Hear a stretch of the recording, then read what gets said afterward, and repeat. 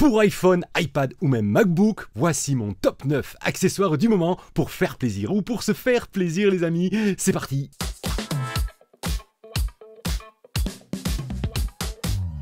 Salut à tous, c'est Giga Content, j'espère que vous allez bien, j'espère que tu vas bien. Si tu es nouveau sur ma chaîne, bienvenue. Envisage de t'abonner, pouce bleu, cloche, santé, bonheur. En cette fin d'année, je me suis dit, allez, faisons un top 9 accessoires pour iPhone, iPad ou même MacBook que j'ai testé tout au long de l'année sur la chaîne. Pourquoi 9 gigas? Eh bien, parce que. Et si vous tombez sur cette vidéo au printemps, en été ou peu importe, eh bien ça marche aussi. Faire plaisir ou se faire plaisir, c'est toute l'année. Bien sûr, vous retrouvez tous les liens d'achat dans la description si l'un de ces objets vous intéresse. Et n'hésitez pas les amis, si vous connaissez ces produits ou si vous avez des conseils à nous partager, c'est dans les commentaires comme d'habitude. Allez, je vais donc vous présenter dans le désordre des chargeurs MagSafe, des coques pour iPhone, des écouteurs sans fil, un chargeur 140 watts qui va bien, une batterie externe et plein d'autres joujoux là, maintenant. On commence par une coque classe et élégante de la marque Pitaka. Vous la découvrez en images. La coque est installée sur mon iPhone 13 Pro, voyons donc ses points forts. D'abord à la prise en main, j'apprécie la texture 3D antidérapante de la coque. C'est doux au toucher et agréable à regarder. J'ai reçu la coque en noir, elle existe en plusieurs coloris, rouge, bleu, orange. Je vous laisse regarder sur le site officiel de la marque. Autre constat au premier abord, c'est cette double impression de solidité, de légèreté. La coque macOS Case 2 est fabriquée à 100% en fibre d'aramide. C'est un matériau que vous retrouvez par exemple dans la fibre Kevlar, aussi très utilisée dans l'aérospatial ou l'automobile, et dans les gilets pare-balles par exemple. Ces avantages sont simples, solidité, durabilité et la faible densité, donc léger, sa résistance aux rayons UV par exemple, aussi à l'eau et au feu. C'est une coque qui devrait durer très longtemps sans se casser, sans subir tout un tas de rayures, de frottement dû à l'usure ou même un changement de couleur. C'est ça une coque premium. Dans un autre genre plus techno, plus gaming, j'ai testé il y a quelques semaines la coque Banks baptisée Peak Hydrogène. Vous remarquez que la coque est compatible MagSafe avec le cercle de charge magnétique qui a en plus la particularité d'être aéré par une série d'ouvertures que vous retrouvez sur toute la coque. À l'intérieur de la coque, il y a aussi une couche d'hydrogel, une sorte de gel isolant qui permet selon la marque de rafraîchir en quelque sorte le smartphone lors de la recharge. Car oui, une coque ça protège bien sûr, mais ça provoque aussi une surchauffe de l'iPhone, surtout quand on joue à son jeu préféré ou que l'on mate une série pendant 1 heure ou plus. Je ne suis pas un gros gamer, mais elle a un vrai look, en plus de son système d'aération, un look en fait futuriste. Allez, pour aller encore plus loin les amis, passons au second accessoire de la marque Banks, le chargeur sans fil MagSafe 15 watts InvisiBoost. La marque devrait d'ailleurs obtenir la certification Made for MagSafe, gage de sérieux. La promesse du produit est de limiter la perte d'énergie de la charge sans fil due à la chauffe des composants électroniques. Donc protéger son smartphone tout en obtenant une charge plus rapide que le chargeur MagSafe Apple avec la technologie FreezeMat. C'est en fait un hydrogel thermosensible, révolutionnaire selon la marque, qui peut faire circuler l'air et provoquer la dissipation de chaleur pour un refroidissement plus rapide. Pour ma part, je n'ai pas constaté une très grande indifférence de temps de recharge, ça n'a pas été vraiment beaucoup plus rapide, un petit peu, mais en tout cas, mon iPhone chauffe beaucoup moins pendant la charge et donc pendant l'utilisation, puisque cette coque est aussi faite pour jouer tout en rechargeant son iPhone. Sans transition, toujours pour votre iPhone, j'ai découvert récemment le chargeur MagSafe 2 en 1 de la marque Zik. Il a de la gueule et permet de charger à la fois votre iPhone 12, 13 ou 14 et vos AirPods. Mais il y a un petit plus les amis, il promet d'être plus rapide, plus efficace qu'un chargeur MagSafe classique grâce à un système de refroidissement actif pour assurer une charge maximale à 15 watts plus longtemps qu'un chargeur sans fil classique. Le chargeur possède même un bouton d'activation du mode de refroidissement. Je vous explique. En gros, quand vous chargez votre iPhone via un chargeur magnétique, l'appareil chauffe très vite, avec en plus de la perte d'énergie due à la dispersion de chaleur. Et la puissance de charge décroît rapidement pour passer de 15 watts à 7,5 watts. Grâce à son système de refroidissement actif au niveau du connecteur MagSafe, le chargeur 2 en 1 Zik promet une charge plus constante donc, et par conséquent plus rapide sur le papier. Et ça marche, j'ai testé les amis, je ne peux pas vous garantir que c'est le plus rapide du monde, mais il est bien plus rapide que le chargeur MagSafe classique, tout en permettant à la batterie de moins chauffer. Allez, pour être parfait, il aurait pu être un chargeur 3 en 1, c'est-à-dire charger aussi une Apple Watch. Passons au son! Ou plutôt voici des écouteurs sans fil pas chers et très complets, les Baseus Bowie M2 ont sur le papier toute la panoplie des écouteurs à plus de 100 €. Réduction de bruit active, mode transparence, mode faible latence, Bluetooth 5.2, recharge rapide, application et commande tactile complète et 30 heures d'autonomie en tout. Pourtant, ils sont beaucoup moins chers que la concurrence, les amis.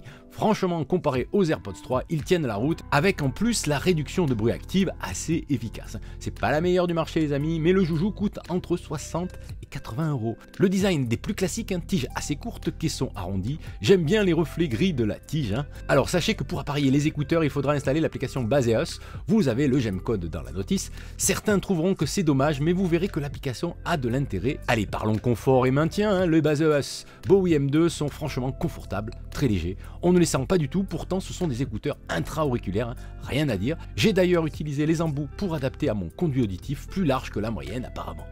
Le maintien est bon, j'ai testé les joujoux à la salle de sport, ce n'est pas des écouteurs spécialement conçus pour le sport, il faut les retirer pour enlever son pull ou son t-shirt, sous peine de les voir valdinguer. Si vous cherchez des écouteurs avec un maintien en toute occasion, ce n'est pas un modèle taillé pour ça. À noter que les écouteurs fonctionnent indépendamment l'un de l'autre, il suffit de remettre l'écouteur délaissé dans le boîtier. Comme je vous l'annonçais dans l'intro, les Baseus Bowie M2 ont une liste de fonctions très complète pour ce tarif-là, je vous laisse découvrir plus d'infos dans la vidéo, le test est juste ici. Une batterie externe MagSafe Compact, ça vous dit? Voici donc la batterie MagSafe Sunnybag Powerbank Plus d'une capacité de 5000 mAh, ce qui représente, pour vous donner une idée, la capacité d'une batterie d'un Xiaomi 11 Pro, d'un Google Pixel 6 Pro, d'un Samsung Galaxy S21 Ultra. La Powerbank Plus est très compacte, élégante, elle ressemble beaucoup à la batterie MagSafe de chez Apple, mais la comparaison s'arrête là parce que justement, la Powerbank Plus fait mieux que celle de la marque à la pomme sur le papier. Pourquoi sur le papier cette batterie externe MagSafe est bien mieux que celle d'Apple?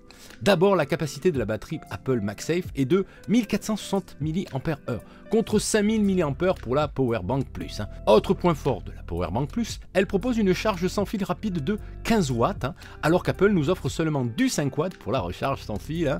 J'aimerais vous dire que je l'utilise tous les jours, mais ma femme me l'a piqué. C'est ainsi, j'ai rien dit. Sans transition, chargeons vite, bien et surtout un iPhone, un MacBook et un iPad en même temps. Le chargeur Ugreen Nexode 140 watts est justement fait pour ça. Alors, le Nexode 140 watts est un chargeur rapide, 3 en 1 avec le dernier protocole PD 3.1, PD pour Power Delivery, alimentation électrique en français. Et pour optimiser cette alimentation puissante, Ugreen intègre dans son chargeur la technologie GaN qui permet une conversion de puissance plus efficace, une meilleure diffusion de la chaleur dans un boîtier plus léger et moins large pour un chargement en toute sécurité. Le joujou est super compact comme vous pouvez le voir. Vous voyez aussi en image la différence avec le chargeur USB Type C 140 watts d'origine de mon MacBook Pro 16 pouces. Justement, ce chargeur est capable de délivrer via les ports USB Type C 100 watts pour le premier et jusqu'à 140 watts pour le second. Je vous rappelle que les chargeurs Apple des MacBook Pro délivrent en général 65 watts, sauf pour les derniers modèles MacBook Pro 14 et 16 pouces qui délivrent 96 ou 140 watts selon le chargeur. Mais Apple n'offre qu'une seule sortie d'alimentation, et oui. Et c'est là que le chargeur 3 en 1 prend du sens. Selon la marque, le chargeur Ugreen Nexode 140 watts permet une charge rapide d'un MacBook Pro 16 pouces, comme le mien, de 0 à 50% en moins de 30 minutes. Testé, validé. Autre avantage, il peut alimenter 3 appareils en même temps. Il peut par exemple charger 2 PC portables ou MacBook et un smartphone, ou un MacBook, un iPad et un smartphone. À vous de choisir selon vos besoins. Là aussi, testé, validé. Je passe donc de ça à ça. Pour terminer en beauté, j'espère en tout cas, je vais vous présenter 2 accessoires dédiés aux iPads, qu'ils soient pro ou pas. Voici le support d'iPad de la marque Banks. Ce support design est bien construit et s'adapte à toutes les situations. En mode vertical ou en mode horizontal, son bras articulé, son socle rotatif à 360 degrés permet de trouver la position idéale pour votre activité. En mode écran de loisir, en mode second écran, en mode de productivité, en mode dessin, en mode scrolling, cet accessoire pour iPad est juste top. Personnellement, je m'en sers pour faire de mon iPad Pro un second écran, mais il peut aussi servir de support pour mater du contenu où vous voulez. Tiens, dites-moi dans les commentaires si vous connaissez ce type d'accessoire, ça m'intéresse. Certains d'entre vous utilisent leur iPad comme machine principale, pour bosser ou pour vos études par exemple. Et si vous transformiez votre iPad en iMac Pad Mini, c'est un concept. Voici le magnétique iPad Pro Stand Docking Station, en anglais ça claque, qui transforme en quelque sorte mon iPad Pro en iMac Mini. Un iPad stand en fait est un hub 10 en 1 réuni dans le même produit. Donc la station d'accueil MacFit 10 en 1 est donc compatible avec mon iPad Pro 11 pouces de 2021, mais aussi avec les modèles 13 pouces, les anciennes générations d'iPad Pro, l'iPad R5, etc. En fait, tous les iPads en USB Type C, disons. Même l'iPad 10 du coup. D'abord, vous pouvez docker votre iPad via le magnète puissant pour l'installer sur un bureau. C'est un support idéal pour tous ceux qui utilisent l'iPad comme une machine principale ou comme deuxième écran puissant aux côtés d'un MacBook comme moi. Et le pied du support offre pas moins de 10 ports pour connecter de nombreux accessoires à votre iPad. Sur le côté droit, vous avez d'abord un port USB type C 100 watts, s'il vous plaît, pour connecter le dock à votre iPad équipé d'un port USB type C, bien sûr. Vous retrouvez aussi un port de carte SD ou mini SD, et c'est top pour les créateurs. Vous pouvez lire ou exploiter vos fichiers de vos appareils photo, de votre drone ou de votre action cam. Avec une limitation quand même, les ports sont compatibles avec les cartes de classe UHS 1.